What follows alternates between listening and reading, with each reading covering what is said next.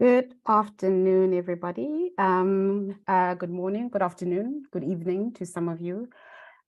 We are very excited that you have actually made this opportunity or have taken the time to join us on this very critical webinar. My name is Lynette, and I would like to welcome you to the webinars on enablers for local production of medical tools for LMICs. This is a collaboration between the NGO and Communities Delegation to the UNITAID Board, the O'Neill Institute for National and Global Law at Georgetown, as well as the People's Health Movement.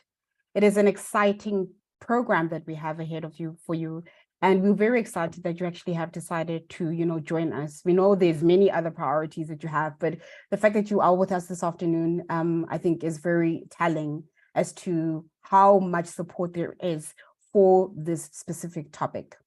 So the NGO delegation itself hosts these webinars of such a nature twice a year so that we can make sure that we are learning and we are discovering and we are developing our knowledge around critical areas where global health is concerned. This one, as you know, will focus on regional and local production of essential medical tools. The webinar will bring together stakeholders from different environments, from different academia, from different institutions, regions, to share their experiences and provide recommendations and next steps for how we can expand and sustain local production in LMICs. I would give a background to this, but we don't really have much time. And I know a lot of you who have received the invite did understand why this webinar was so critical. But what I will go through is what we are envisaging in terms of how we're going to be running the webinar. So this webinar is going to be run through a three-part panel. We will have one panel, which is the panel that will set the scene, and that will set the enablers and give the barriers for local production. That will be led by Dr. Moga Kamal Yani, who's also a key advisor of the NGO delegation to the UNITAID Board. Panel 2, we will then have a 5-minute break. That is very important. We'll have a breather, go to the bathroom, come back, and then we will go into panel 2. Panel 2 will look at what needs to happen. What are the stakeholders' proposals to move us forward? And this will be, of course, a session that is run by Dr. Mateos Falcao from People's Health Movement. We will then have another short break after that panel, and the last panel will focus on perspectives and positions of the current actors and players in this field, and a call to action as to what we want to see happen in order for us to actually have what we want in terms of local production, in terms of freedom of movement, in terms of freedom to operate, and in terms of other enablers that will allow for local and regional manufacturing. Without further ado, and given that we have such a wide array of wonderful speakers and knowledge, I would like to hand over to my colleague Moga so that she can take us through the moderation for the first panel. Moga, over to you. Okay, so good day to everybody. Just to say that we have a really exciting panel. Before we start digging into the actual issues of local production, we want to celebrate the memory of a wonderful, wonderful activist who did actually implement local production in his country and influence the whole access to medicine movement. So I leave David to talk about Dr. Zufrullah Chaudhry. May his soul rest in peace. So David?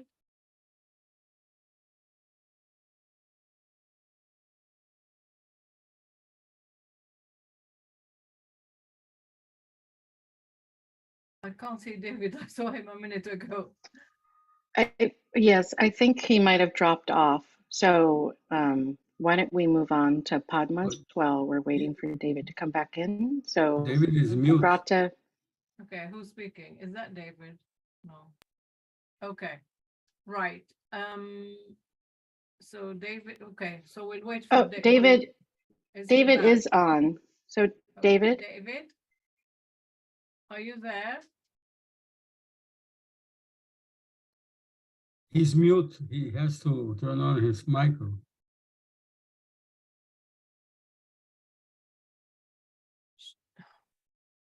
Should we go to Padmasree and then Yes. You're Oh, there. Can there's you hear me? David. Okay. Yes. Okay. David, before you begin, Uh, I just want to tell everyone that there is translation interpretation available in Spanish and French. You can choose those channels under the interpretation. And please, if you have questions or comments, use the Q&A function. We will use the opportunity of the breaks to respond to those questions. Thanks. Over to David. okay, David, over Well, to thanks very much to the organisers for inviting me to speak about Zafrullah Chowdhury at this webinar on local production.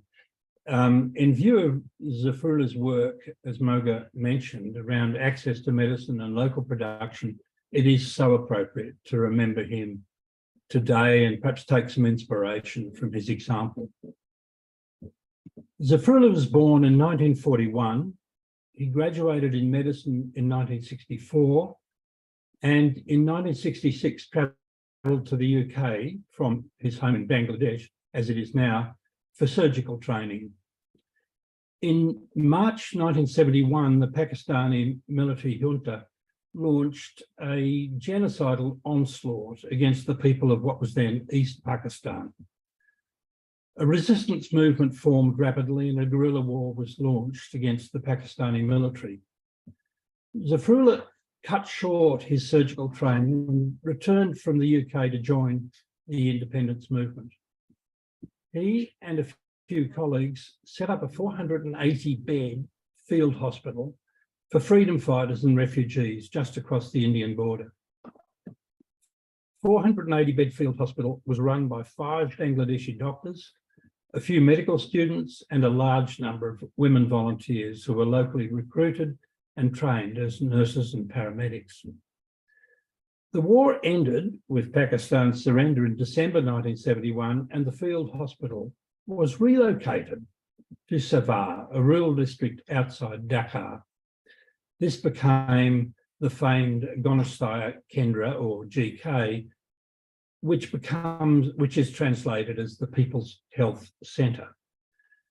From the beginning, GK prioritised the training of young women as community health workers, learning to drive, learning to ride bicycles, doing home visits, public health, and doing surgery, including tubectomies. In 1973, GK set up its rural health care insurance system, the first of its kind in Bangladesh. It is universal in terms of its service entitlements, but the premium is scaled according to family income and hence incorporates a cross-subsidy. The model of comprehensive primary health care implemented by Zafrullah and his colleagues at GK was influential in the adoption of the Alma-Ata Declaration in 1978 and continues its inspirational work to this time. Access to medicines was a major challenge from the start, with high prices and widespread irrational use in Bangladesh. In 1981, GK began production of its first drugs, penicillin and paracetamol. By 2002, they were making 60 different drugs. In 1982, Zafrullah was appointed to a national expert committee for medicines policy and advocated strongly for an essential medicines list, for evidence-based drug regulation, and for price control. The new policy was introduced in 1982 and prices fell by half and access to essential medicines expanded. There was fierce opposition from the medical profession, who profited from selling drugs and from sales commissions, and from the multinational pharmaceutical companies backed up by diplomatic arm twisting from the US government. The opposition include lies in the media, an arson attack on one of GK's hospitals, personal violence against both Zafrullah and his daughter, and an episode when 200 thugs attacked GK's pharmaceutical factory. Zafrullah was active in a number of international movements, including ACHAN, the Asian Community Health Action Network, the IPHC, the International People's Health Council, and HIAP, the Health Action International Asia Pacific. And these organisations, with some others, came together from 1997 through to 2000 to organise the first People's Health Assembly, which was also held at GK in December 2000. Zafroulah's leadership was critical in the conception and organisation of the Assembly and in the development of PHM after that. Zafroulah was a visionary and a pioneer. He was a pioneer in primary healthcare and in gender justice and in so many other areas. He was a social movement visionary. He was a pioneer in rational drug regulation, including the essential medicines concept and in local pharmaceutical production. We can't all be visionaries and pioneers, but remembering Zafroulah can bolster our courage under fire, can stiffen our resolve to speak truth to power, and can inspire us to give full rein to both passion and reason in the struggle for health. Thanks very much, and remember Zafroulah.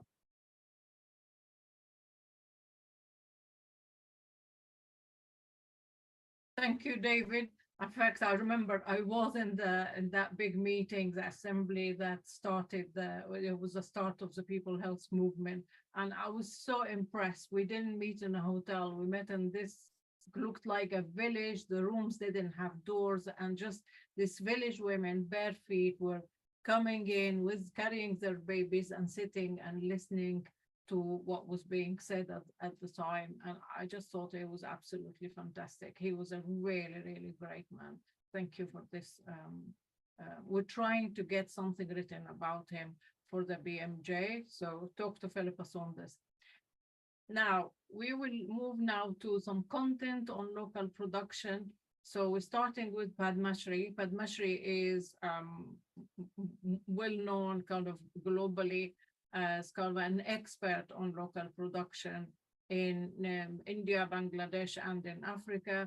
She is at Harvard, but she's doing work for the WHO, CTAP, the Technology Access Pool, but also advising the Africa Bank on that set up a foundation for local production in Africa. So Padma Shri, unfortunately, she's traveling and she couldn't be with us, but she sent a record, something recorded, a message recorded with PowerPoint. So whoever is holding the technology, please put it on. Thank you.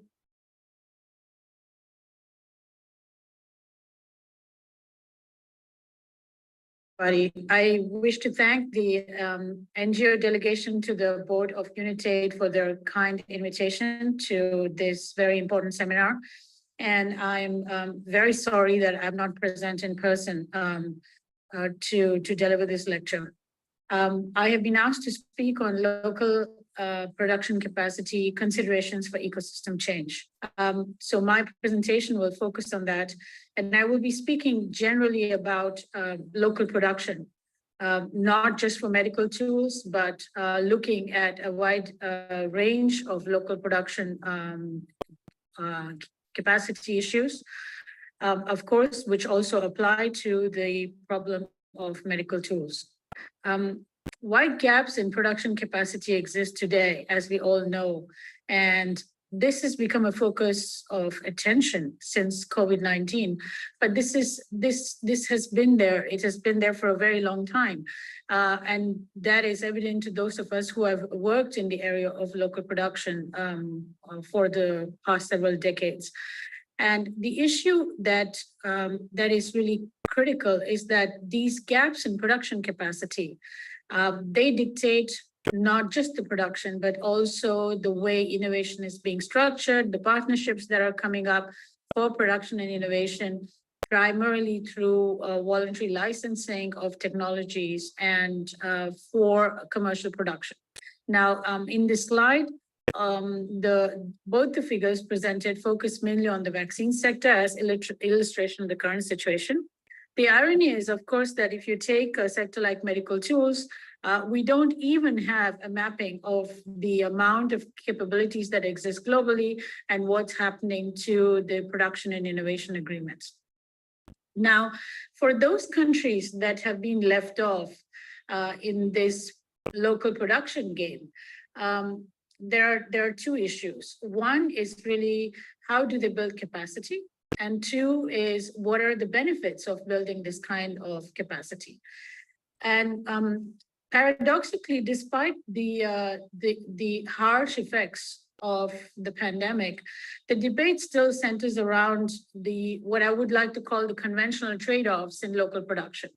And these are the typical trade-offs that have always been highlighted by the literature. So the benefits are the sort of like traditional benefits for economic development, such as creating skilled jobs, the fact that the pharmaceutical sector could become a part of a wider economic development strategy, and particularly since the sector is technologically intensive, that it could lead to industrialization. Another advantage that's often cited is that local firms respond more quickly to demands that are more local in nature or localized. If you look at the experience of Indian and Bangladeshi firms or firms in China, you also see that local firms are more responsive in developing more sort of adaptable innovations that are probably more needed for a particular context. And of course, another advantage that's often cited is that there are benefits to promoting continuous manufacturing, because from the pharmaceutical sector, you can develop a biotech sector, which has actually spin-offs for agriculture, you can have a chemical sector, and so on. The sticky points, of course, remain the conventional sticky points, which is really that where are the economies of scale? Can local firms develop economies of scale? Because in the initial years, often local production is less efficient until local firms are able to develop economies of scale. And this clearly increases costs to the user per product or per drug produced. So there is always the argument of, health outcomes might be disturbed through this industrial policy objective. Also, drug quality is hard to achieve, or product quality is hard to achieve if you expand it more beyond drugs and vaccines. In this debate, we have now new agenda items. And I call them new agenda items because since COVID-19, there's new arguments being made saying that we don't need local production because there's supply abundance globally. What we need to do is to really focus on solutions through partnerships for equitable access that focus on better supply, timely supply, easy supply, and differentiated pricing. Now, one of the things that the organizers asked me to do is to really sort of like talk about the experiences of India and Bangladesh, particularly Bangladesh, and apply it to Africa. So if you take the experience of building capacity in Bangladesh and India, because Bangladesh followed to a large extent a policy model which was mimicking the Indian policy model of the 1960s, but Bangladesh did that in the 1980s, you see relatively similar trajectories. And there are popular storytelling points if you actually read these case studies in the literature. Now, what were the reasons for success? One important reason for success was the creation of state-owned enterprises, which basically triggered off production in the countries. In the case of Bangladesh, for instance, in the initial stages, a number of state-owned enterprises were created to facilitate formulation of drugs. Then the role of public research, and then the question of policy space, particularly policy space in intellectual property, which did not allow for patenting of pharmaceutical products and processes. Now, there are also some other levers that were equally important, if not more, and they're not very well acknowledged in the literature. The first one is the role of subsidies, grants, and export incentives, because this is really, really important actually to build a local pharmaceutical sector and to make sure that firms are able to expand production to reach scale. In both Bangladesh and India, actually, the subsidies and export incentives played a very big role in the expansion of domestic production. The second important incentive is really a common industry infrastructure. So testing, active pharmaceutical ingredient parks, common biotech infrastructure, common bioequivalence facilities, a large number of common industry infrastructure elements. Also for standards development for medical tools, they were provided actually by the government. It was provided through public sector intervention. And these public sector agencies actually liaised to get technologies. Then the third important thing was market access. Both in the case of India and Bangladesh, domestic market access played a very critical role actually in sustaining firms and helping them to expand. It actually cushioned their growth. It helped them to achieve economies of scale. And then a fourth important lever was technology access. As I already mentioned, the public sector was actually used as a conduit to source technology to enterprises in both countries. And then there was always a continuous emphasis on building technology partnerships. In stark contrast with incumbent companies from India, Bangladesh, or at the global level, today, new companies, particularly in low-income countries and in the context of Africa, they work without most of the elements that other companies have.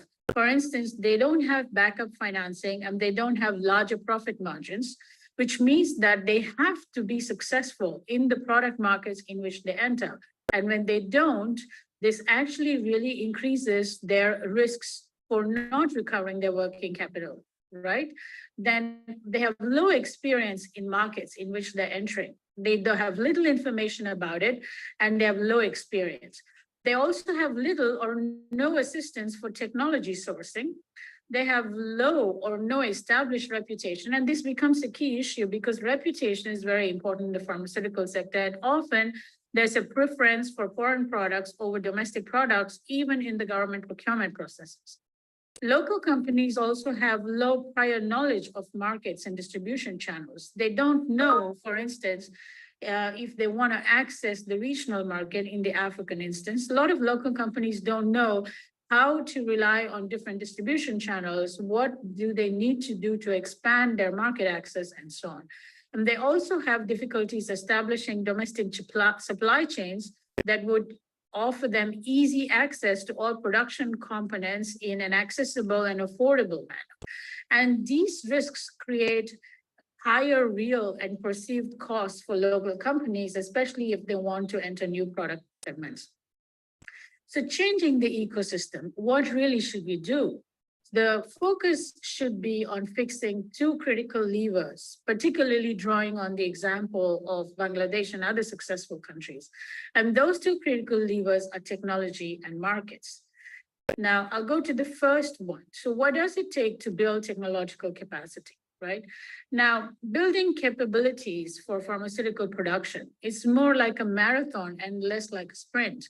And I emphasize the marathon element because if you take countries that succeeded, they succeeded really after several years and repeated efforts. So moving through that spectrum where you actually just get assembly inputs or already half-assembled inputs to move into full-fledged production, and then to think about local adaptation and innovation, you really require different kinds of support structures. The first support structure would be to access technology. The second one to increase collaboration. A third one to find partners in this process, the right kind of partners. A fourth one to increase regional collaboration or national collaboration to leverage advantages. And the fifth one to strengthen links with the global public sector, particularly for learning, tacit know-how, and capacity building. And in order to address this, we need a much bigger technological push than simply focusing on licensing activities. And now, what kind of access do you need for manufacturing in terms of technology? On this slide, we have 5 different kinds of technology push elements. The first one relates to technology licensing and technology sourcing. The second one is IP assistance, really to find out where is IP, what kind of IP, and what should we be doing. A third one is mobilization of domestic resources to use the technology for production and innovation, because often it's not enough just to have the technology. You need to be able to invest it in production. You need financing, and you need inputs for local companies to technologically upgrade and then to diversify. And that big technological push should not be just focused on one or the other areas of pharmaceutical production. It should be across diagnostics, therapeutics, vaccines, regulatory support, and personal production equipment. Learning from the past, such technology access and transfer is a holistic undertaking. So we need to move from licenses to training to know-how to changing the R&D ecosystem and to innovative financing scale. This is why at the African Development Bank, we've launched the African Pharmaceutical Technology Foundation, which will focus on all of these issues to build supply chains, right from packaging and labeling to product manufacturing to full-scale API drug substance or antigen or other manufacturing, to helping companies to build R&D capabilities by reinforcing the public and private sector R&D capabilities. For more comments and questions, please contact me. I'm always happy to interface and liaise. And once again, my apologies that I am not present in person. Thank you very much for listening.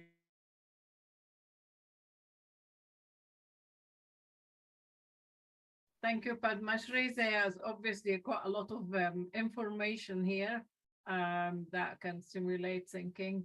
And I hope to make that we can make the slides to share, people can share the slides to further studying it. So now we move to George Bermudez, or Jorge Bermudez. I don't know how many years I've known you, George. It's long time. George is I don't know how to describe you really. You're really well the expert on medicine, the whole kind of end-to-end medicine, from R&D to all the policies around it to supply. George was also, we had the pleasure of working with George when he was the first executive director to UNITAID. So over to you, George. Thank you very much, Moga, and so nice to be with you again. Initially, I just want to have a very brief disclaimer, because in the agenda we have, I am no longer chief of department at the National School of Public Health, but I'm a senior researcher, professor. I'm also advisor to the Vice Presidency of Health Production Innovation at Fiocruz. And since last March, I am also an International Pan-American Health Organization consultant.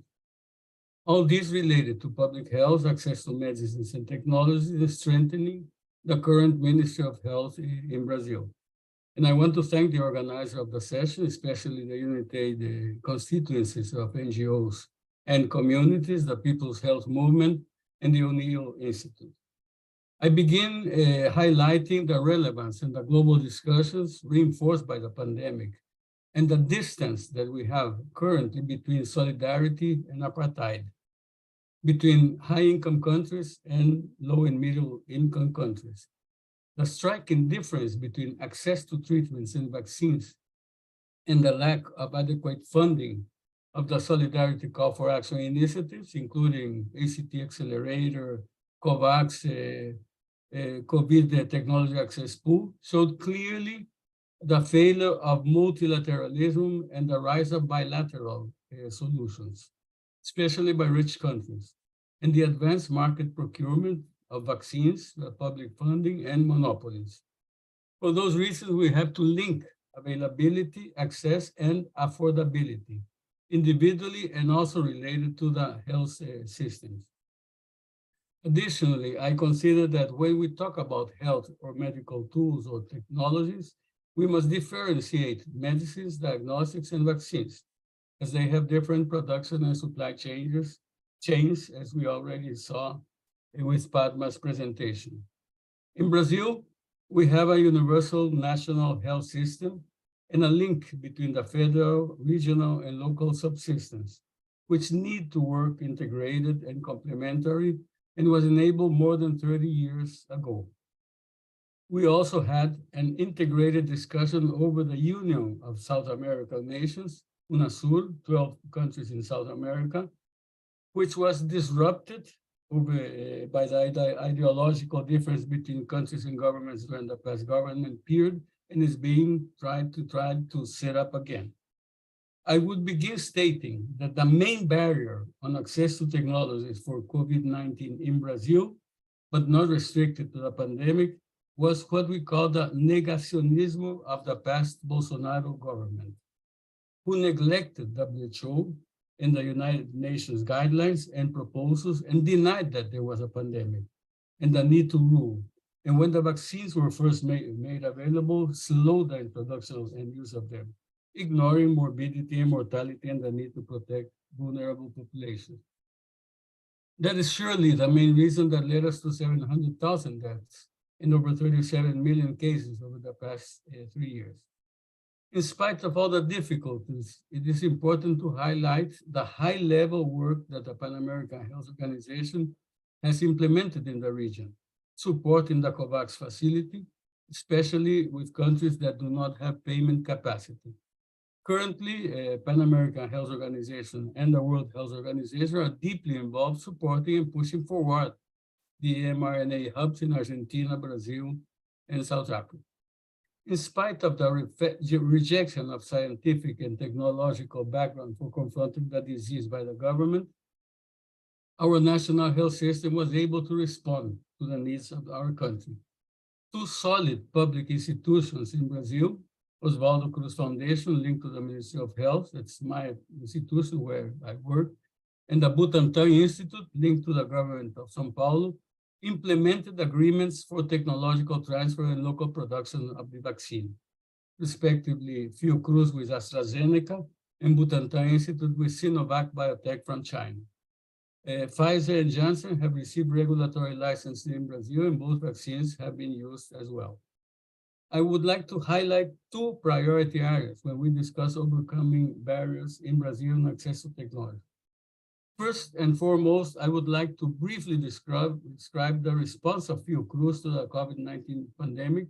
This has been published in a book, A Response, Action by Fiocruz in the Pandemic, illustrating the potential of enabling local production, enabling South-South cooperation, and adherence to multilateralism. Fiocruz is a huge science and technology and health institution of near 12,380 workers, and with units in 10 capitals in Brazil, and a foreign office in Maputo, Mozambique, intended for cooperation with African countries. And it was incepted since the year 1900 as a response to the endemic and epidemic diseases of those years, including cholera, yellow fever, plague, and others. Since the beginning of the pandemic, Fiocruz mobilized to the fullest capacity its entire system of research, education, reference services, production of medical technologies, including the areas of institutional management, generation of knowledge, surveillance, clinical care, production of diagnostic kits, medicines, and vaccines, education support for vulnerable populations. A COVID-19 biobank was enabled with over 2 million samples. Over 200 million doses of vaccine were supplied to the health system. Health surveillance was enabled. Large-scale production of molecular and serological diagnostic kits, implementation of diagnostic support units, coordination of a genomic network, quality control, training for health professionals on a national and regional scope, a 200-bed hospital for COVID patients with 100 intensive care units was built and began operating in 50 days, alleviating a waiting list of 1,100, of which 500 in severe conditions here in Brazil. This hospital was conceived as a permanent structure and will continue to function on specialized care on infectious diseases after the pandemic. On a second approach, I want to highlight the need to overcome barriers on intellectual property when dealing with a global health emergency. We followed very closely the UN resolutions, WHO, and especially the World Trade Organization never-ending discussions on the waiver on TRIPS agreement clauses to face the pandemic.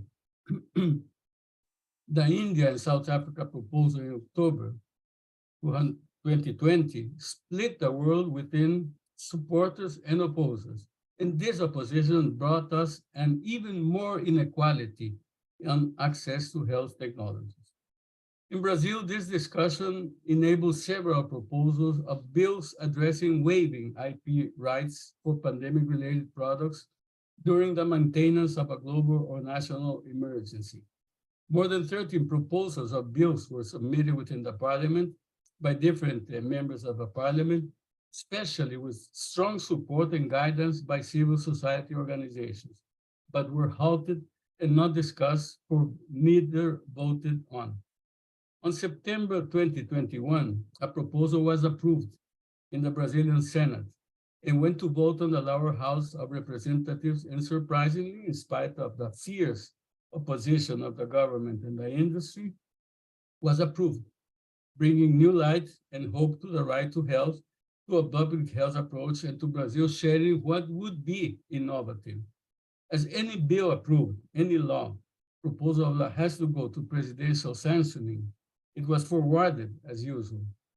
President Bolsonaro recorded that he had heard the ministries of economy, Minister of Health, of Science, Technology, and Innovation, and of Foreign Affairs, vetoed the most relevant articles of the law, transforming it into another business as usual. Being the bill related to emergency compulsory license, he vetoed the issues related to the need to have information and, when applicable, also biologic material from the patent owners. He vetoed the possibility of effectively automatic licensing by the National Congress, and even the mention of the COVID-19 emergency declaration. Some articles of this new law, Law 14-200 of 2 September 2021, were accepted.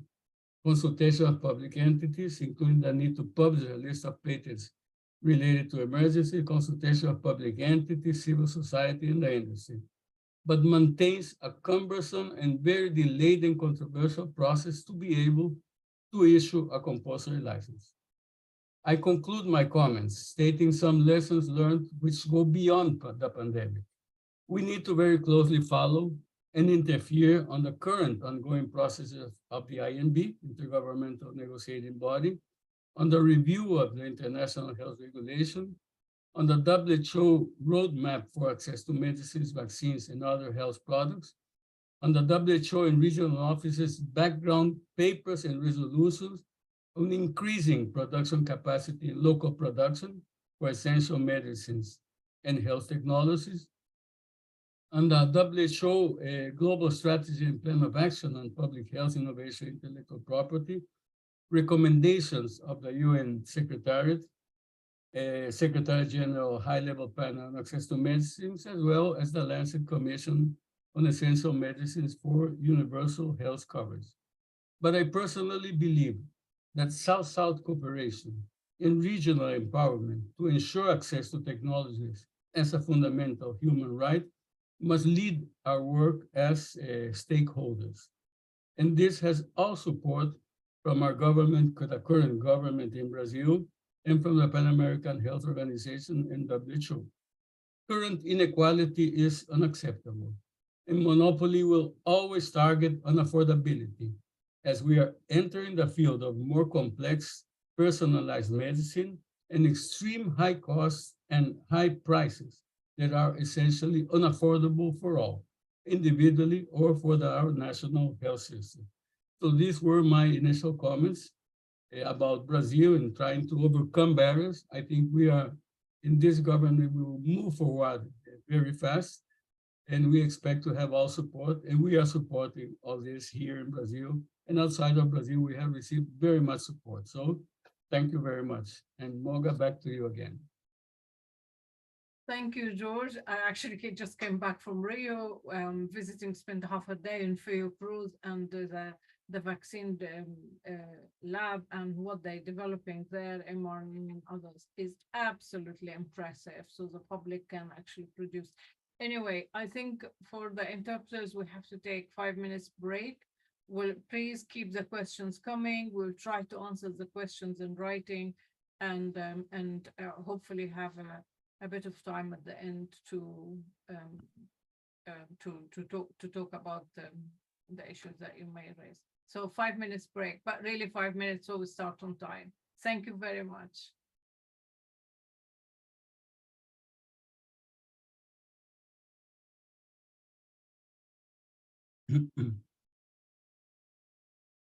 Thank you, George.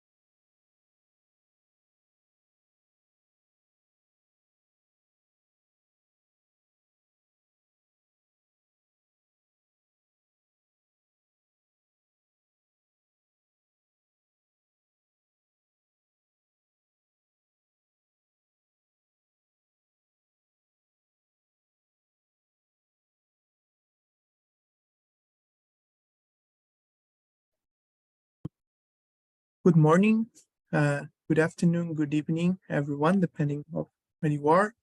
My name is Mateus Falcão from the People's Health Movement from Brazil. And I'm very honored to be moderating the second panel. I thank Unitate NGO, Unitate Communities, the People's Health Movement, and the O'Neill Institute for organizing this important event. After a very well-deserved tribute and highly informative presentations, in the second panel, we'll be addressing what needs to happen, the stakeholders' proposal. I'd like to ask our first panelist to present herself, Lauren Paremor, from the People's Health Movement in South Africa. Lauren is a member of the Political Studies Department at the University of Cape Town and People's Health Movement, as I said. And she's representing its Democratizing Global Health Governance program on the Steering Council. So Lauren, if you could take us into the question, what is needed for the mRNA hub to succeed and what is at stake in South Africa? Thank you. Please go ahead. Thank you, Mateus, and thank you to the organizers for the invitation and organizing this panel. So what is at stake? And I think the answer differs depending on who you speak to. If I take the INP process that's going on at the moment, the pandemic treaty negotiations, as a reference point, it would see that much of the global north, what is at stake in the mRNA hub is a facility that could produce vaccines to take care of health security. And so the health security paradigm suggests that the hub is one cog in a bigger machine aimed at managing outbreaks and containing them where they arise. I think for other actors, what is at stake in the hub is the possibility of making profits once the technologies developed at the hub gain commercial viability. And then I think there's a third aspect of what is at stake, and to me that's the most important, and that's the possibility for creating a research and development program that is really essential to realizing the right to health. So not only realizing people's right of access to essential medicines, to technologies, to participate in scientific development, but also really giving people access to an R&D project where I would like to think democratic participation and oversight over R&D would be an essential part of the process. And so I think depending on how you answer the question of what is at stake, you'd have different sets of comments to make about the possibilities for the hub succeeding and what would impede its success. So just to pivot to this question of what's needed for the hub to succeed, and again, I'm answering this from a right to health perspective. I think one of the things that is really important for the hub to succeed is the ownership, democratic oversight of the hub's functioning. So to have really leadership based in the host country, but also other places in the global south, countries that are privy to spokes of the hub.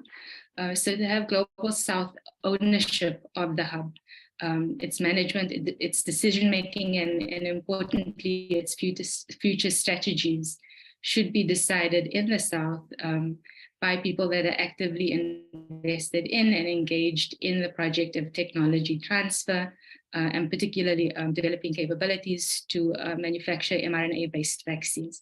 So I think that's important for many reasons, but one reason is that when projects such as these, which the purpose of them is to facilitate technology transfer, when they're managed and administered from a global north perspective, I think the beneficiaries lose out, and this is something concerning.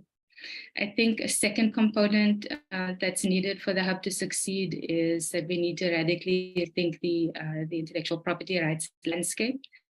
And so South Africa, just as an example, has granted Moderna patents for a number of different things, one of which is a very broadly written patent that covers mRNA-based vaccines. And so one of the concerns with this is, of course, that mRNA is a kind of scaffolding system, a platform that can be used to make many different vaccines. So COVID is but one of them. And the idea is that the mRNA platform would be used as a platform to make vaccines for other diseases. HIV/AIDS comes to mind, TB, potentially cancer vaccines.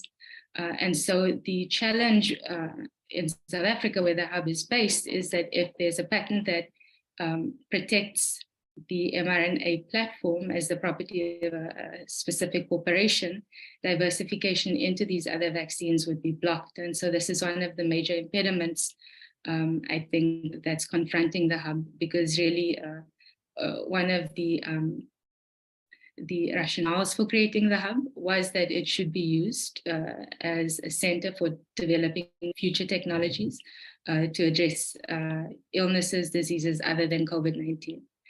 And so the legal uncertainty created by granting this broadly written patent for mRNA-based vaccines is a matter of concern. I think a third factor that's important in guaranteeing the success of the hub is that we need a long-term investment in research and development. This is an issue that the first speaker in the recorded presentation also mentioned. I think one of the challenges with the hubs such as these, and also with the various spokes, is that the research stage might have seed funding. The question becomes what happens after the initial seed funding for research is used up. The research process is labor intensive, time intensive, it's expensive. And the hub and its spokes are based in so-called developing or global south countries that face many challenges. In many of our countries, we are facing austerity budgets. And so there will be pressures on public entities to think about how they use public money to finance research and development processes, particularly research and development processes that might be framed by critics as blue sky investments. And so I think really one of the key challenges for the R&D processes connected to the hub and its spokes is to secure public funding, public investment for R&D for as long as it's needed to see success emerge from these projects. And so this is costly. It is something that might be politically tough to defend, but it is necessary if we want to ensure the success of this tech transfer process and also to ensure diversification of manufacturing bases so that these are not concentrated in the global north, but also start developing a sustainable manufacturing infrastructure in the global south. So I think that's the third thing, creating political support for long-term investment in R&D. The fourth thing I think that's important is that at some point, the mRNA hub and its spokes will hopefully become entities that produce vaccines that are likely to enter the market. And so I think one of the challenges, and this has been discussed extensively, but one of the challenges we face at this stage, at the commercialization stage, is to make sure that there is a pool of buyers that's willing and able to procure the vaccines produced at the hub, but also elsewhere in the global south at the spokes connected to the hub. I think we are seeing a number of innovations around advanced market commitments to procure products that might come out of the hub, perhaps also some of the spokes. And one of the things I think that's important here is to think about trying to incentivize, I would argue, subsidies to producers of vaccines that public ownership of vaccine production. I think there is a risk connected to the mRNA hub that at commercialization stage, we see a kind of private sector model, a strongly for-profit oriented model that takes charge of the technologies developed in the hub and the spokes, and then commercializing it strictly on a for-profit basis.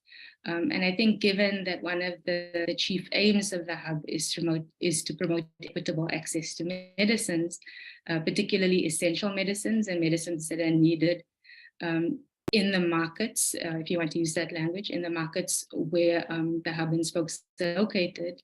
I think one of the challenges we're facing is that at commercialization stage, we need to incentivize procurement from public producers of vaccines. And so I think that's a particularly tough challenge and perhaps not something that has received sufficient attention. I think finally, one of the things we need to think about would be, again, this is the shift from research to commercialization stage. One of the things we need to think about would be regulatory standards and developing regulatory systems that are necessary and sufficient to ensure consumer confidence in products emerging from the hub and its spokes, but also keeping in mind always that regulatory standards should not serve as a barrier to entry to new manufacturers of essential medical products. And so I think that's also something that's important to consider.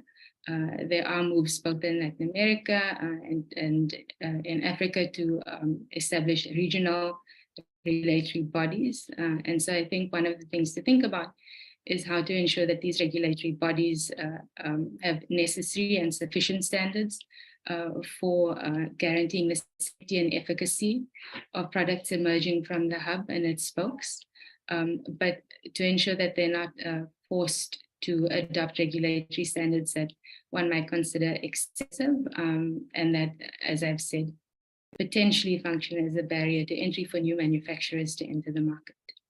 Thanks, Matthias. Thank you so much, Lauren, for this really comprehensive presentation and very informative. Now I'd like to ask for our next panelist, Chalensak Kititrakul Jockey, from the Thai Network of People Living with HIV/AIDS. Jockey is the project manager for access to medicines at the network and the coordinator of the Free Trade Agreement Watch in Thailand. So, Jockey, thank you for joining us. If you could help us to answer what needs to happen to further strengthen and sustain local production in Thailand and Indonesia, please go ahead. Good morning, good afternoon, and good evening to all the participants of the webinar. Thank you, the organizers that invited me to speak on behalf of civil society in Thailand and Indonesia.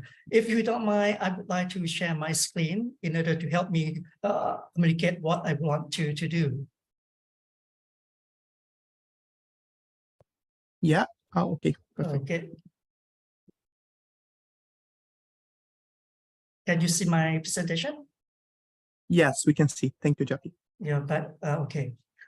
Yes, without local production, it was impossible that Thailand and Indonesia would be able to scale up access to antiretroviral treatments and reduce infection and death significantly. Local production is the backbone of the universal health coverage scheme. Civil society organizations play a vital role in advocating for access with the governments, with the manufacturers, and the international players. Thailand issues commercial licenses, or CL, on the drugs used for the treatment of HIV, cardiovascular diseases, and cancer. Indonesia also issued several CLs on the drugs for the treatment of HIV, hepatitis B, and COVID-19. By issuing CL, is allowed the local production and the importation of generic medicine to happen to address the health threats. CL assurance had a crucial impact on an increase in access in the country issuing the CL, but it also has an impact across countries. For example, Thailand CL could influence the original drugs company to significantly reduce their prices on efavirenz and lopinavir/ritonavir worldwide.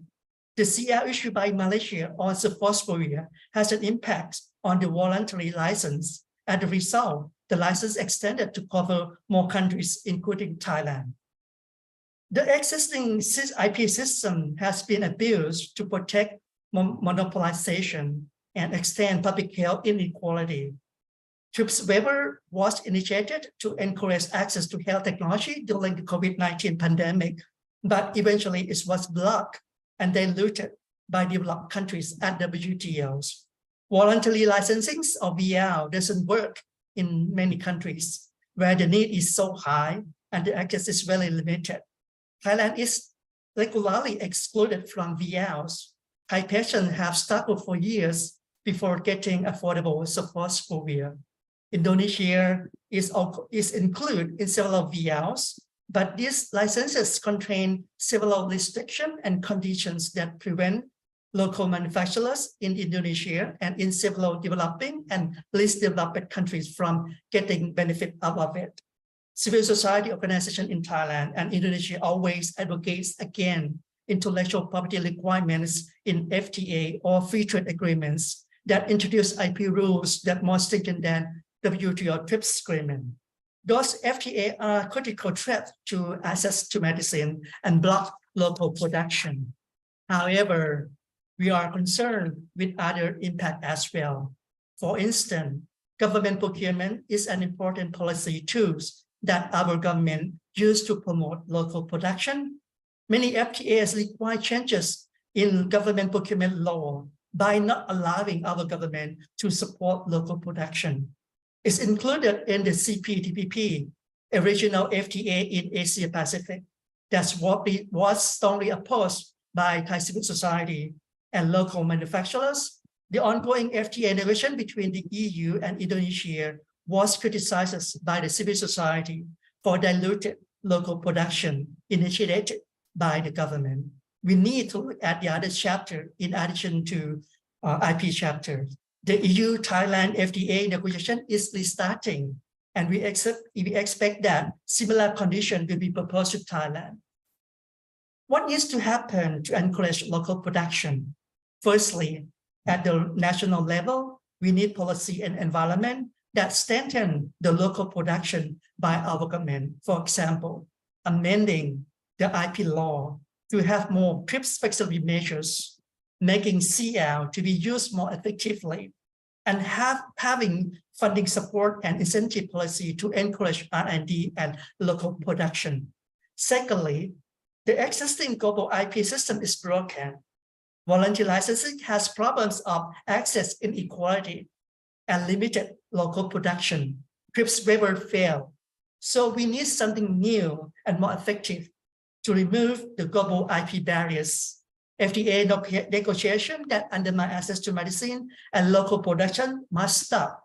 And we need to support countries to use CL broadly and more effectively. Lastly, technology transfer should be promoted and brought into practice in a more concrete way, especially in national health crisis and regional and global pandemics. Thank you for attention. Thank you, Jockey, for a very informative presentation. I'd like to ask our next panelist, Cheek Tidiane Diane, who is head of operations of the Tropics and Research Centers with the Institut Pasteur de Dakar in Senegal. So, Cheek, if you could kindly help us to answer about the need to support biomedical R&D in LMICs, in addition to supporting regional and local manufacturing of health tools. Please, you have the floor. Go ahead. Thank you very much, Mateus.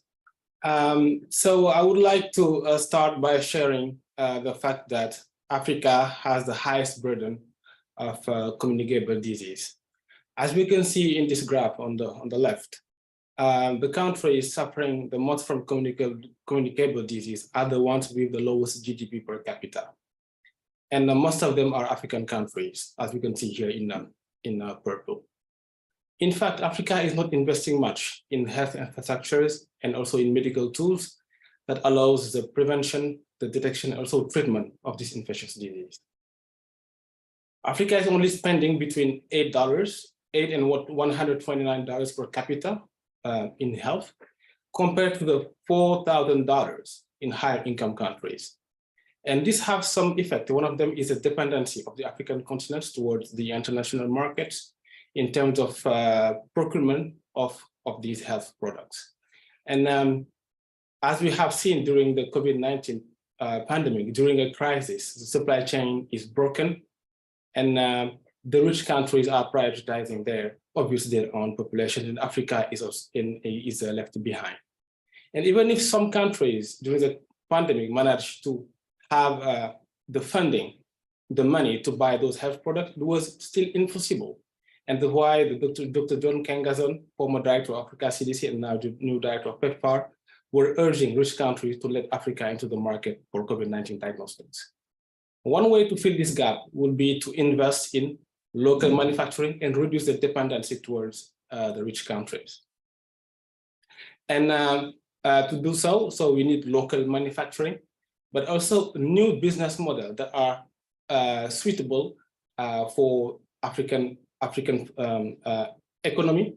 And that's what Diatropics is trying to do. So Diatropics is a manufacturing company that has been set up by Institut Pasteur de Dakar, the Meria Foundation, the Foundation for Innovative New Diagnostics, and also the Institut de Recherche and Development.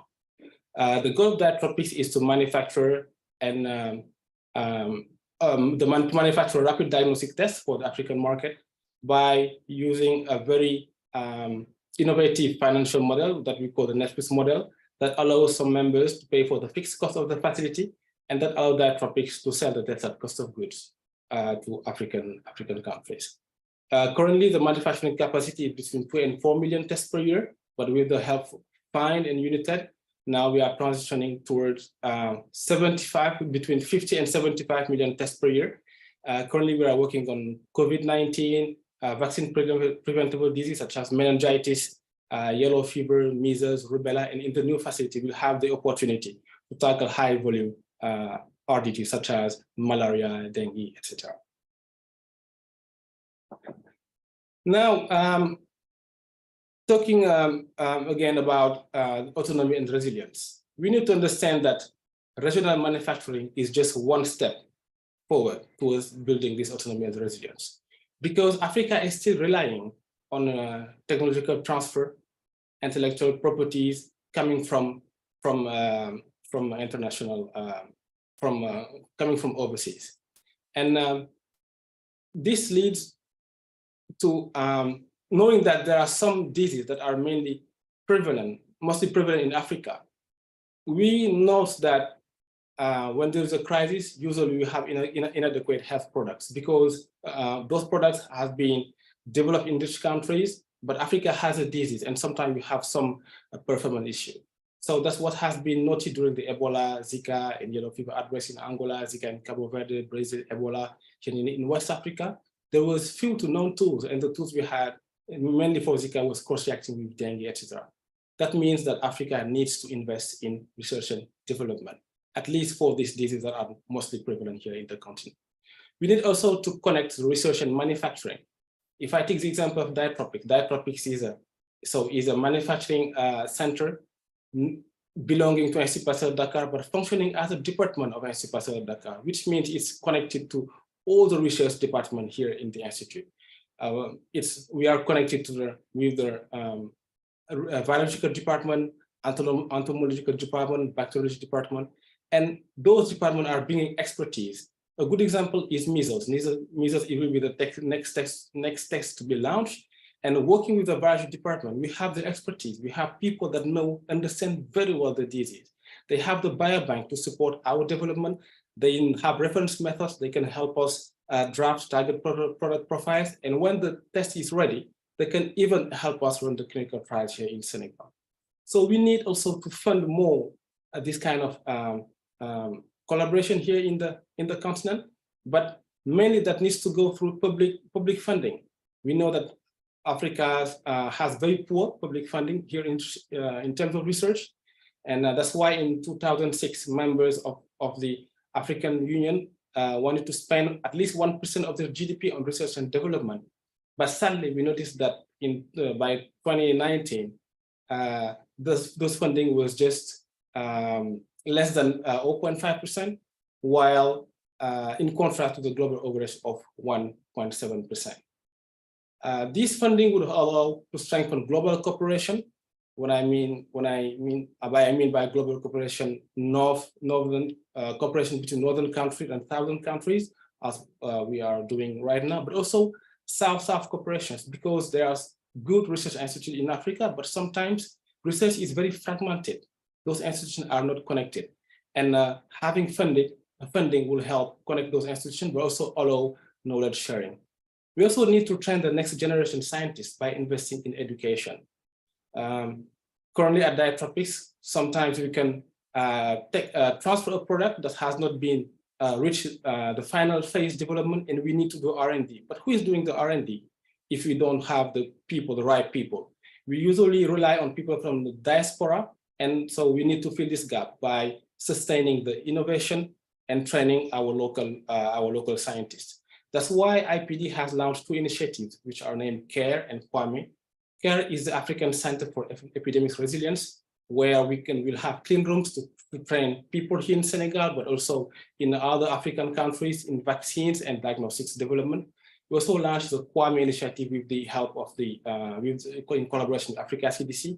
Kwame is knowledge and workforce for African manufacturing equities. So this is funded by MasterCard, where also we'll develop a new R&D center to allow us to train scientists here in Senegal, here at IPD, that we can hire later, but also scientists coming from overseas, because we need more diatropics in the African continent.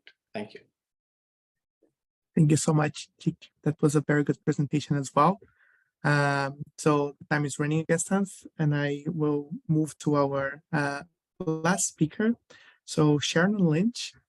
Shannon Lynch is a senior scholar at the Global Health Policy and Politics Initiative at the ONU Institute for National and Global Health Law. So Shannon, if you could address what can help sustain local manufacturing in the case of diagnostics, please.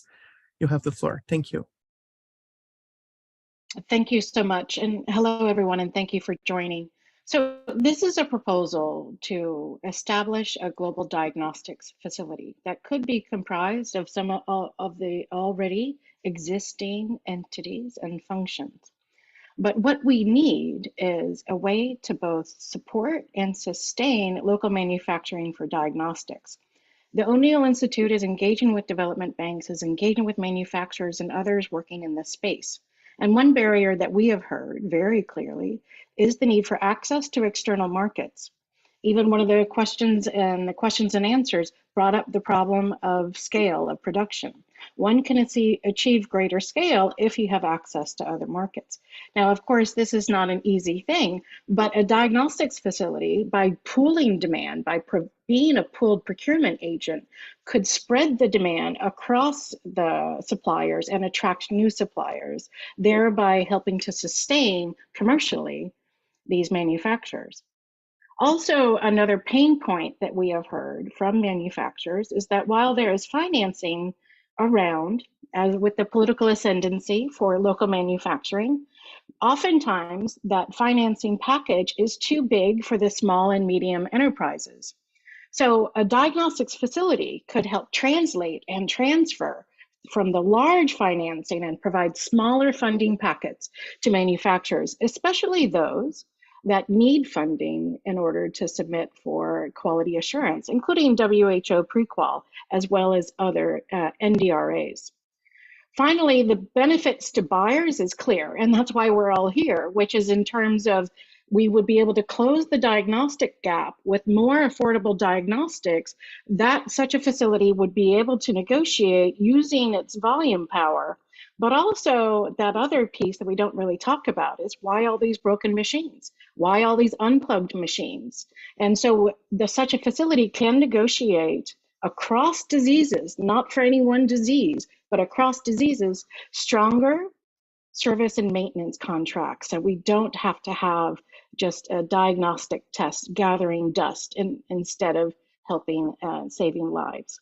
So this is a proposal, again, that could take some of the best functions of existing organizations as well as add new ones so that we can address that hesitancy out there and the skepticism out there and the concern out there in terms of how are we going to sustain manufacturing?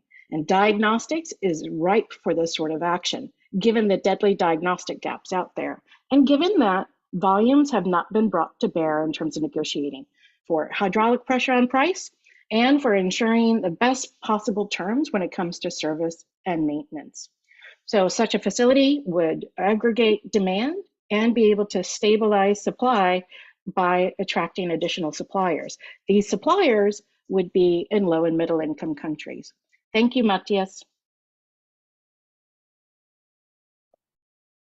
Thank you so much, Sharon. Very good presentation as well. Thank you for keeping the time.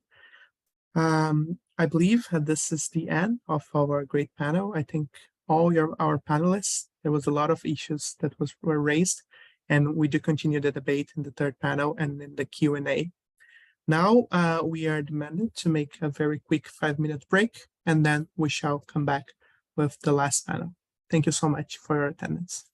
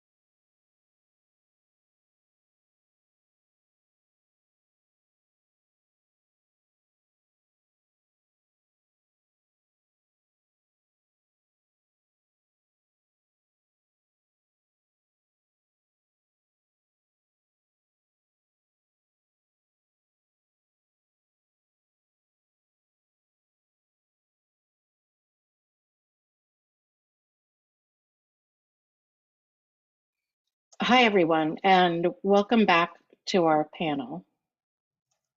I'd like to introduce the third panel now. We have presentations from a number of very important actors in this space. First, we'll hear from Robert Matero at Unitaid. Robert is the Director of Program Division at Unitaid. And then Jens Pendersen from Africa CDC. Jens is a Senior Advisor to the CDC. And then the final actor is you'll hear from my friend and colleague Sun Kim from the People's Health Movement, who will put out the vision, the demands, and the call to action from civil society. So Robert, over to you, please.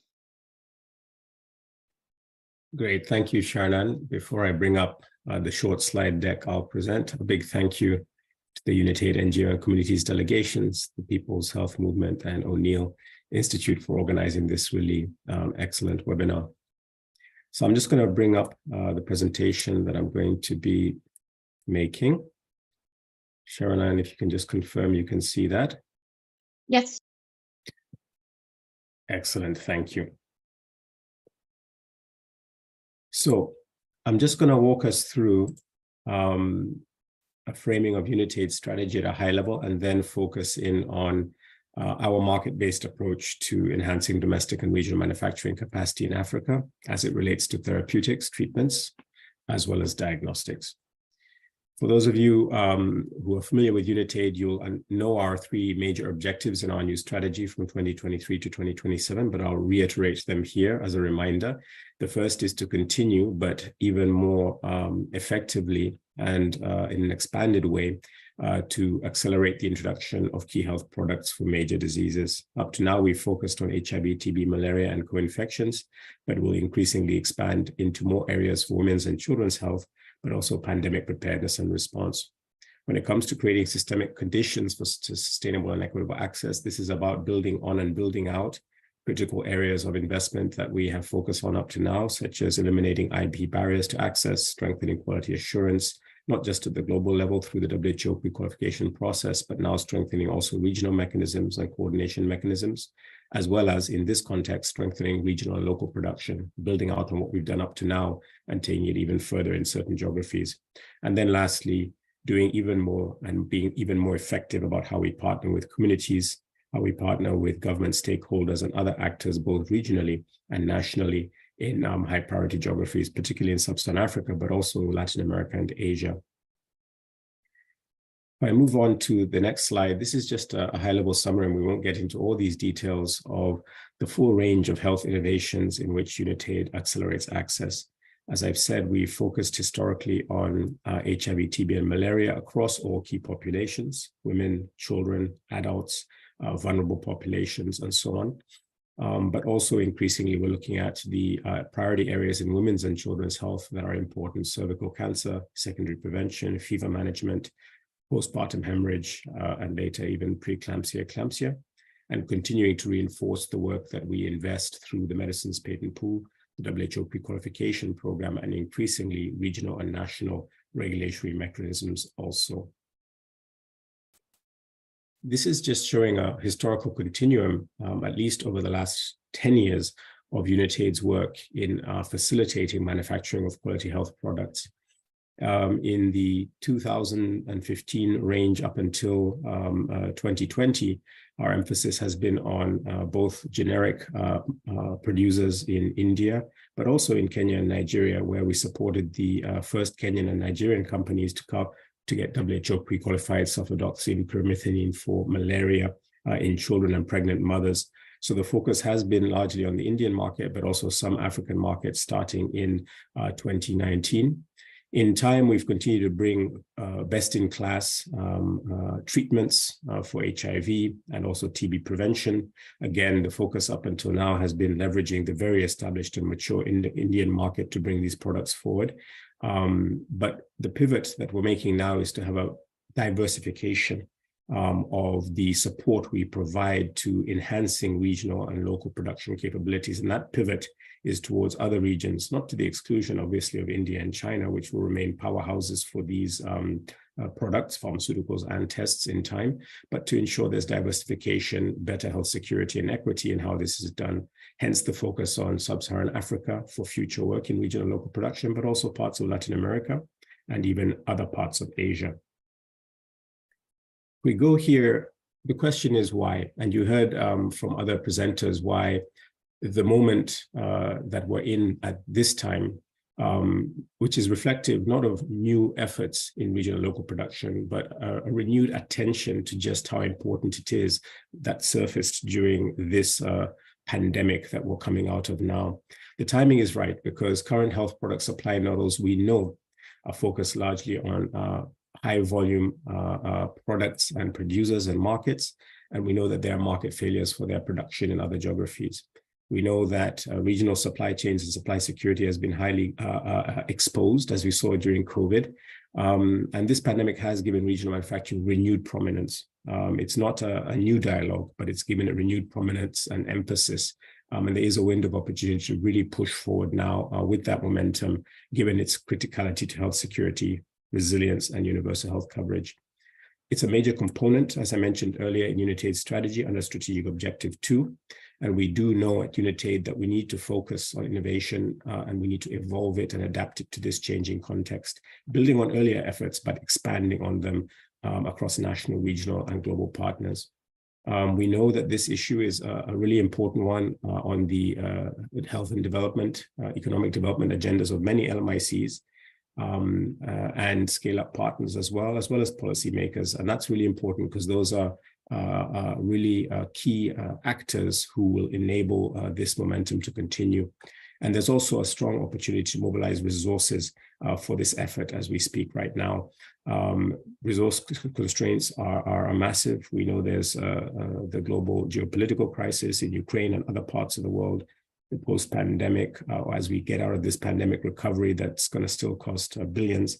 So we need to leverage the opportunity that this topic presents and the attention it's getting to secure resources domestically, but also regionally and globally to advance the agenda. If you look at UNITAID's strategy, we are going to take a phased approach to how we go about strengthening regional and local production for both treatments and diagnostics. Initially, there's going to be a strong Africa focus. 80% of UNITAID's investments are largely in Africa, given the diseases we focused on up to now, HIV, TB, and malaria. So we're going to really look at working even more strongly with key continental institutions, as we are now, such as AUDA-NEPAD, the African Medicines Agency, the Africa CDC, and African Development Bank, to mention a few key ones, as well as the regional economic communities that you see listed here, and then certain key selected countries in alignment with these institutions. The Africa focus won't be to the exclusion of other geographies. There are targeted opportunities, for example, in Latin America. You heard from Dr. Bermudez, Brazil is a really critical and key player in that region that could advance this agenda, and potentially then other countries in Asia beyond India and China that could make sense. UNITAID focuses primarily on medicines and diagnostics, so our focus will be on targeted prioritized product classes.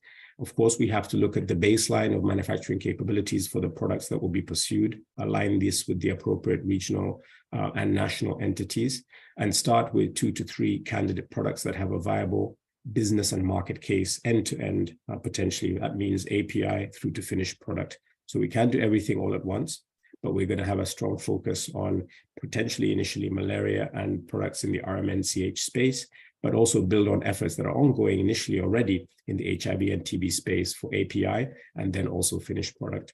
It'll need to be a phased approach, and we'll also have to look at how we can use entry points of existing investments and platforms, which I'll come to next, to kickstart this new phase of work. Lastly, impact and monitoring evaluation will be key. We have to demonstrate through an appropriate set of metrics and accountability framework that we're actually delivering important down the line. We know this takes time, but progressive milestones and progress towards public health and economic impact. So setting those up a priori will be important, especially for those domestic, regional, and global funders who are going to put money behind not just our efforts, but the many efforts out there to strengthen this area of work. If I move quickly along, some of you have seen this construct before. It's something that we've shared and sense checked with a lot of partners, but it's simply saying that a differentiated approach to coordinating the production, procurement, and supply of regionally produced products will be absolutely key. The top of the pillar shows a differentiated approach whereby certain classes of products, complex products like biologics, new chemical entities, and complex medical devices could be most appropriately regulated at the continental level or global level through mechanisms that exist or will exist as they grow, such as the AMA. At the regional level, obviously, there will be another subset of products that could perhaps lend themselves to the regulatory harmonization initiatives in play right now as pathfinder products to activate those mechanisms with actual products. And this is a proposition that this class of or types of products would make sense. And then lastly, at country level, clearly, national regulators have a whole suite of essential medicines and diagnostics that they need to regulate. So the differentiated approach, we feel, which is not a proposition unique to Unitaid, but one that we are pushing and championing, could be a really a smart way to go about this.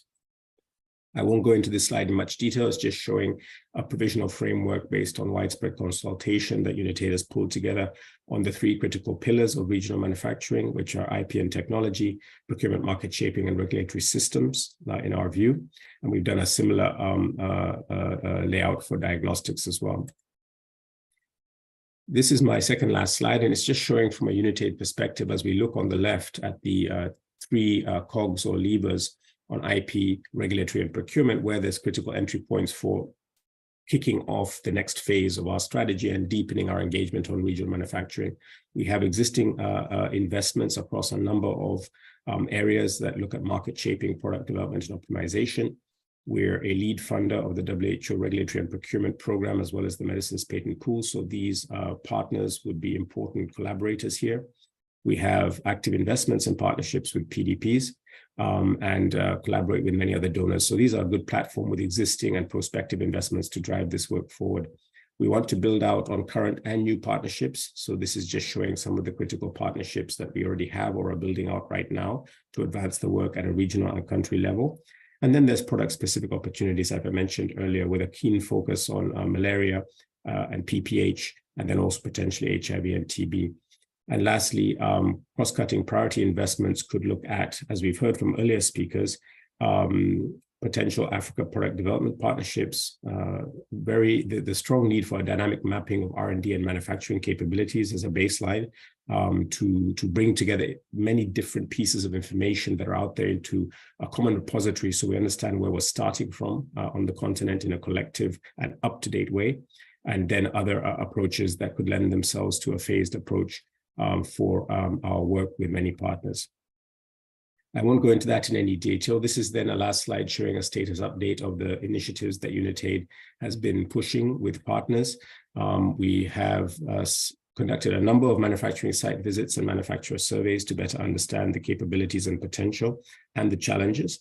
We've convened, and many of you have participated in those industry engagement fora last year in South Africa in November, and then again in Q1 this year in February. We're also then working with key partners, at least in the HIV, TB, and reproductive health space to start to understand what could be key enabling factors from a policy and procurement standpoint, as well as quality standpoint for products to potentially have a market at the global and regional level. Our approach has been socialized with, and we're in active conversations with APTF, Africa CDC, and AUDA on how we can partner with these African continental institutions to drive it forward. And then lastly, as I said, other stakeholder engagements will build off the ones that we held earlier this year. Sorry for going a bit too much, Sharon-Ann, but I'll leave it at that and look forward to taking any questions in the chat or otherwise. Thank you so much, Robert. And please do use the Q&A function to pose any questions or send your comments to Robert, which he'll address. I'd now like to turn over to Jens to hear more about Africa CDC's perspective and perhaps some of its plans. Over to you, Jens, and thanks so much for joining. Thanks, Sharon-Ann and O'Neill, Unitaid colleagues and friends who have helped organize this, and for the opportunity to share a bit of our experiences. I don't have a presentation, so I'll try and cover some of the things a little bit quicker. I think if we look at the R&D environment when it comes to the manufacturing, some of the aspects that we are keen to see is early inclusion of Africa in the R&D. And we are very keen on that, of course, to see that trials are linked to access. And by that, we mean, of course, it's a difficult term to talk about making trials contingent upon access, but I we do believe as well that we need to have some more honest and straightforward conversations around how trials are better linked to actual access. So at the end of the day, it has to be linked. We have to be included early, and it has to be linked. Talking then and coming to the manufacturing itself, last week we had the PAVM, which is the Partnership for African Vaccine Manufacturing Forum, which was convening by the Africa CDC PAVM of all partners and stakeholders to sort of take stock and look at where we have gone. Most of the work has focused on vaccines, perhaps as in many other circles as well. It's quite clear from our manufacturers that the challenges remain. I mean, they are all well known, the challenges. From a manufacturer's perspective, some of the challenges are around the demand side. Prof. Padmasree spoke about that a little bit earlier as well.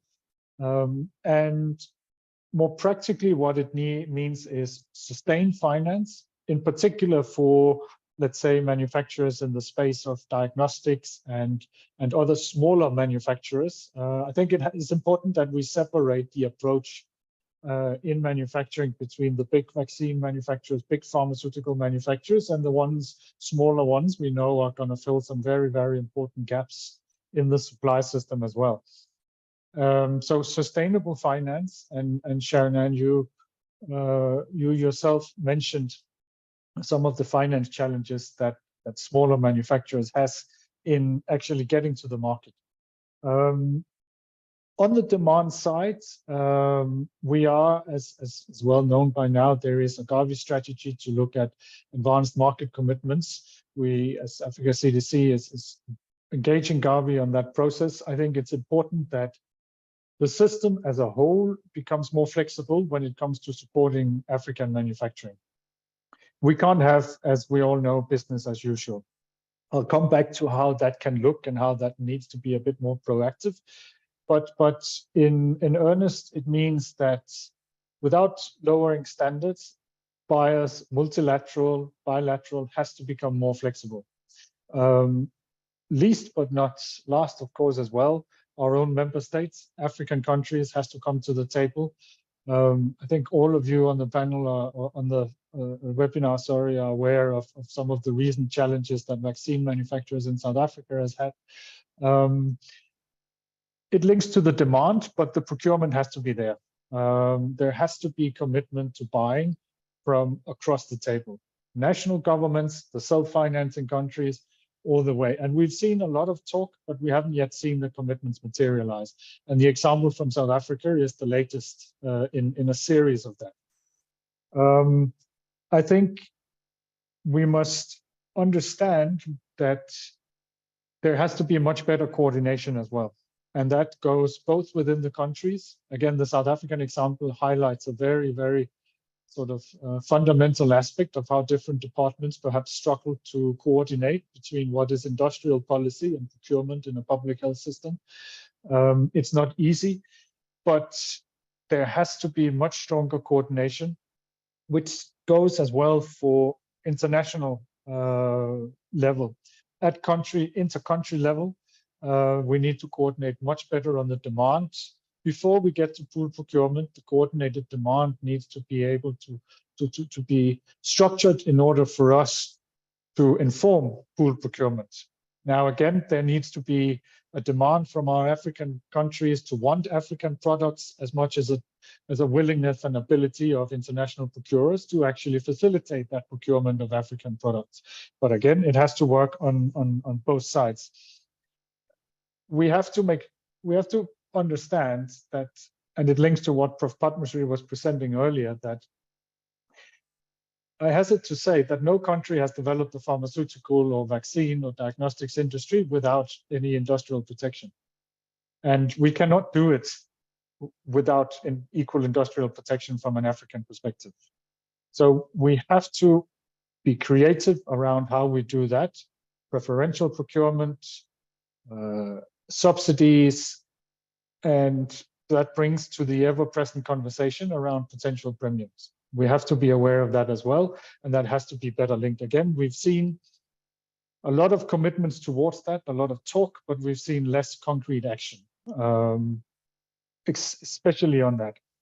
The system, and that's both countries and it's the international system, needs to be much more proactive as part of that in sort of support process to make sure that African manufacturers get off ground and become sustainable.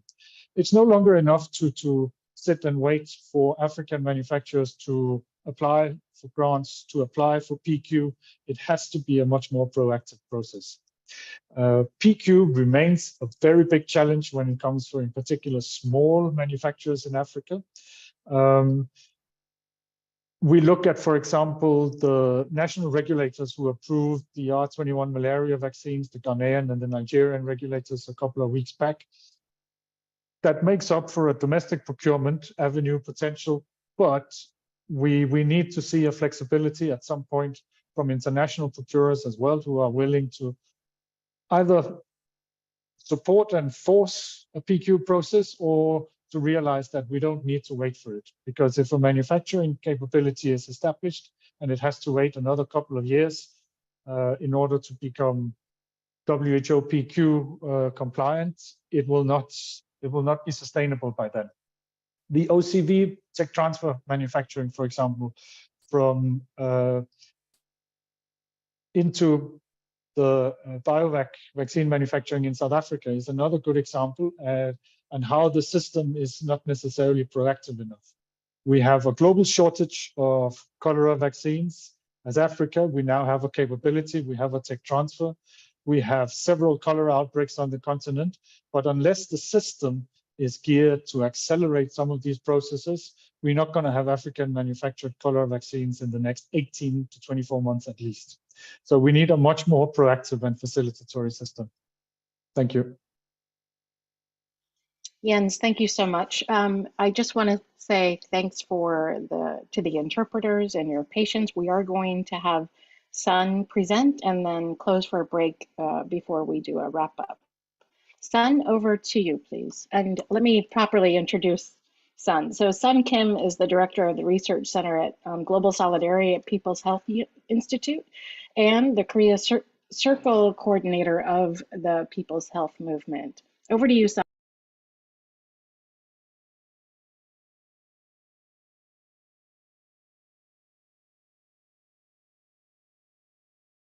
Sorry for the inconvenience. So can you see my screen well?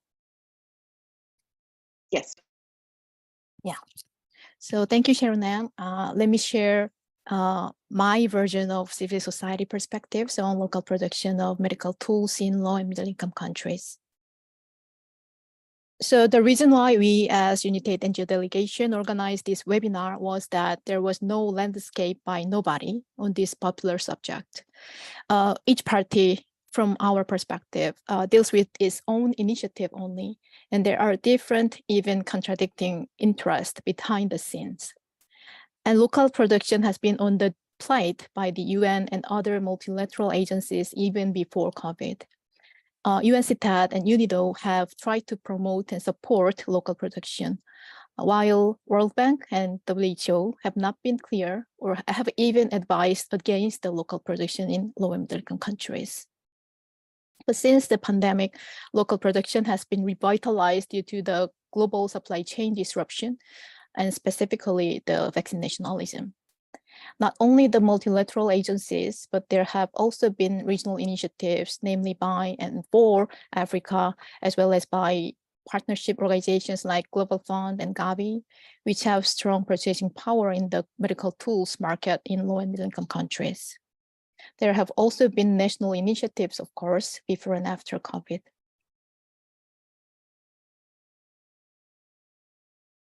So in this presentation, I'd like to focus on the political economy of local production instead of its technical aspects, meaning that I would not prescribe detailed action plans, but rather criticize the interest, ideologies, and power behind the ongoing local production initiatives. There are tensions between different interests, and this leads to questions about the principles of local production, why and how, from civil society perspectives. As we've so far listened to the perspectives of civil society and like-minded parties, let us listen to the voice of others. So first, let us listen to the voice of the World Bank before COVID. World Bank published a monumental report in 2005 on local production. This is 18 years ago, but the arguments presented in the report are still repeated now. So the author said local production makes sense only when it is cheaper than import with a scale of economy and efficiency. But based on the COVID experiences, it is evident that cheaper price is not the only reason for local production. And it has been highlighted that even availability before affordability matters, and that right to production, control over production beyond access would be key for the pandemic response, not to be dependent on the high-income countries and transnational corporations based on those.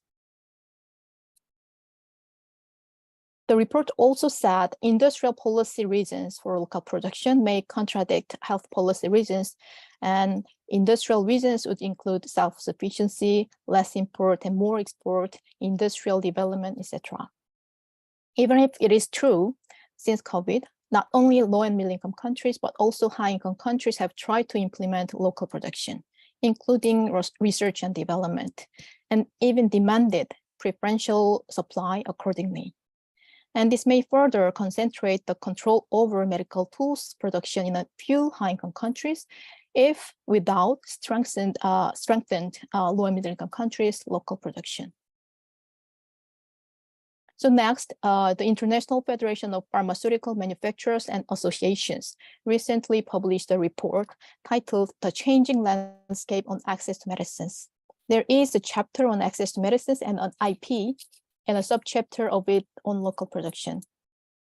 The industry says local production is feasible only if countries meet adequate technical expertise, reliable quality controls, appropriate legal and financial frameworks, and a viable market. And in this case, they say local production reflects the commercial business model of the pharmaceutical industry. The report also says local production is extremely challenging when countries do not have the local technical know-how or economic scale. But in principle, these are man-made and politically modifiable factors and not natural or everlasting enablers or barriers for local production. Further, based on the COVID experiences, it is evident that the commercial business model has failed in delivering the medical tools in low and middle income countries. More crucially, the report says that the most essential medicines are off patent, so that local production would be possible without undermining the IP system. It further analyzes that instead of the IP barrier, lack of local production is more linked to the absence of a viable market, inefficiencies in the regulatory system, and the medicines distribution network, and strong political commitment, partnerships, and good procurement.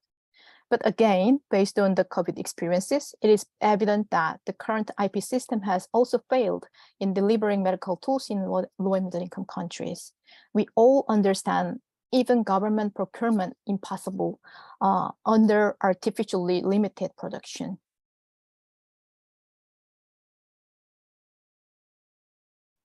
So these tensions lead to questions about the principles. Is cheaper price the only reason for local production? No. Is local production only sold by low and middle income countries? No. Are enablers prerequisites, or can they be strengthened and sustained during the local production initiatives? Is local production possible without tackling IP barriers? No. So we can say that local production is for the right to production, control over production by low and middle income countries with developing enabling environments, including tackling IP barriers. So based on the previous presentations, we could learn the enablers and barriers of local production based on the national experiences before and after COVID. I would not summarize them here due to the time constraints, but I would like to add South Korean experiences which show the tension between local production versus democratic public production. Since COVID, South Korean government has tried to be a global vaccine manufacturing hub based on the private local production capacities without supporting the TRIPS waiver. Even before COVID, generous domestic pricing for South Korean biosimilar companies to boost their exportation has resulted in high and rapidly increasing public pharmaceutical expenditure. So I would like to suggest a call to action on local production from a civil society perspective based on this. And note that this list is not an exhaustive list. To UN agencies, especially WHO and UNITAID, first and most, do the landscape analysis of local production itself and local production investments classified by public, private, as well as TNC subsidiaries domestic, to take the leadership role to make sure that any local production initiatives serve universal and equitable access in a coordinated manner, and to proactively take part in reforming the TRIPS in any shape or form. To funders, including UNITAID and national governments, to ensure transparency on public funding in local production. This includes R&D, and to attach access conditionality on public funding in local production, including R&D, to make sure public production gets the necessary investment while ensuring democratic control over, and to leverage public production as a means of policy by passing TRIPS or FTAs. And to civil society to watch and counter if needed, if the local production initiatives at local, regional, or global levels put industrial interest over health, equity, and justice. Yes, thank you. Thank you so much, Sun. That was a brilliant presentation. Now we will break for the interpreters and we'll just come back for a few minutes for closing remarks. Thank you.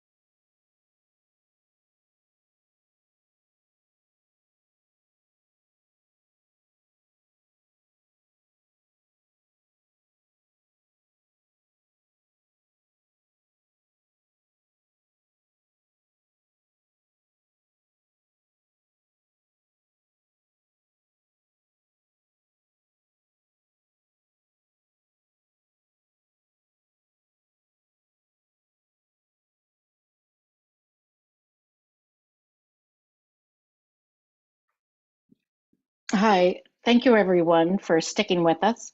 I want to thank the panelists, the moderators, all of you all, and those that have contributed to the advocacy movement, the consultations with manufacturers, and making sure that different actors have a role to play and are listened to. I also want to make a pitch. You heard from Jens and from Sheikh the importance of supporting R&D. So not going upstream and not just manufacturing.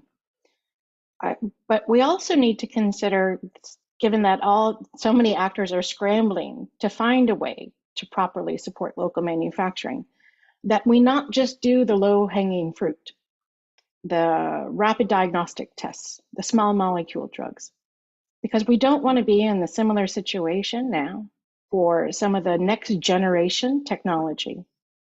So biologics, for example, are some of the most expensive products, and it's the fastest growing and largest segment of biomedical R&D, and certainly the most expensive.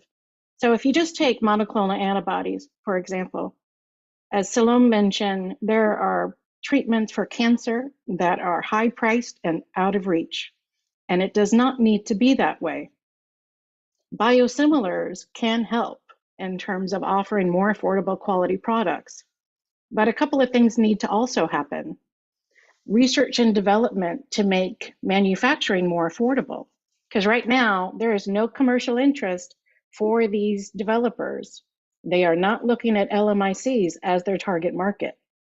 So Unitaid might be funding and getting involved with malaria treatment. I would also just like to make a play for the malaria monoclonal antibody for prevention for children. That looks promising. There's also the HER2 breast cancer, trastuzumab. This is a mAb that was developed in 1998. Access is so low. My colleagues on the line can talk more about that. But if you think about it, in 1999, all of Africa represented only 1.3% of the ARV market, meaning only 1.3% of antiretrovirals were bought, procured, used in Africa.